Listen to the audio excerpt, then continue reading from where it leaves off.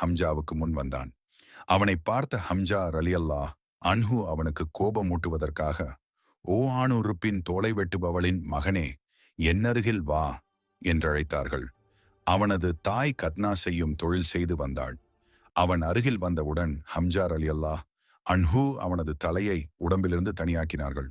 தொடர்ந்து வஹ்ஷி கூறுகிறார், "நான் நல்ல தருணம் பார்த்து எனது சிறிய ஈட்டியால் அவரை நோக்கி எறிந்தேன்.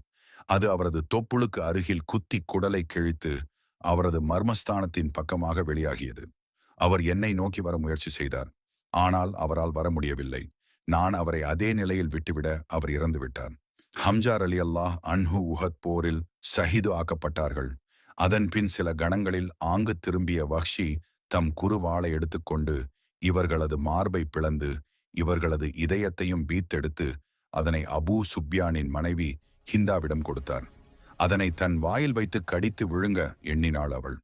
விழுங்க இயலாத போது கீழே துப்பி தன் தந்தையையும் சகோதரனையும் இவர்கள் பத்ரு போரில் கொன்றதற்கு பழி தீர்த்து கொண்டாள். தான் வாக்களித்த வண்ணம் வஹ்ஷிக்கு தன் ஆபரணங்களை எல்லாம் கழற்றி அன்பளிப்பு செய்தாள் அவள். அதன் பின் அவள் இவர்களின் காது மூக்கு ஆகியவற்றை அறுத்து ஆபரணமாய் அணிந்து கொண்டு பேய் கூத்து ஆடினாள். அவளின் கணவர் அபூ சுப்யானும் தம்முடைய ஈட்டியை இவர்கள் வாயில் குத்தினார். இவ்விதம் இறந்த உறவினரிடம் நடந்து கொள்வது நீதியா என்று ஒருவர் அவரிடம் வினவிய பொழுது, "தவறிழைத்து விட்டேன், எவரிடமும் இதனை கூறிவிடாதே" என்று அவர் கூறினார்.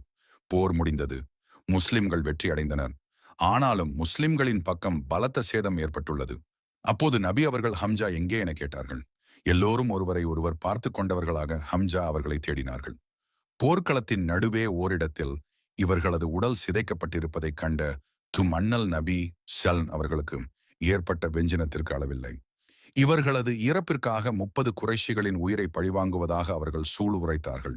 அப்பொழுதுதான், "நீங்கள் பழிவாங்க விரும்பின் அவர்கள் செய்தது போன்று செய்யுங்கள். எனினும் அதனை பொறுத்துக் கொள்வது மேலானது" என்ற செய்தி இறைவனிடமிருந்து வந்தது.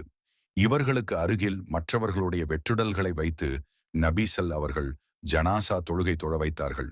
இவர்களின் பூத உடலும் இவர்களைப் போன்று உடல் சிதைக்கப்பட்ட, ஆனால் அவருடைய இதயம் மட்டும் பீத்தெடுக்கப்படவில்லை. இவர்களது மருகர் அப்துல்லா இப்னு ஜஹ்ஷின் வெற்றுடலும் ஒரே குழியில் வைத்து நல்லடக்கம் செய்யப்பட்டன.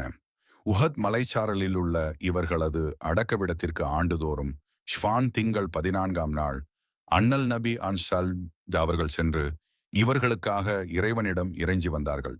இஸ்லாமிய வரலாற்றில் இவர்கள் அல்லாஹ் உடையவும் அவனுடைய தூதருடையவும் சிங்கம் என்னும் சிறப்பு பெயரை பெற்று விளங்குகின்றனர். இவர்களை கொன்ற வக்ஷி என்பவரும் அபூ சுப்யானின் மனைவி ஹிந்தாவும் பின் நாட்களில் இஸ்லாத்தை ஏற்றுக் கொண்டனர்.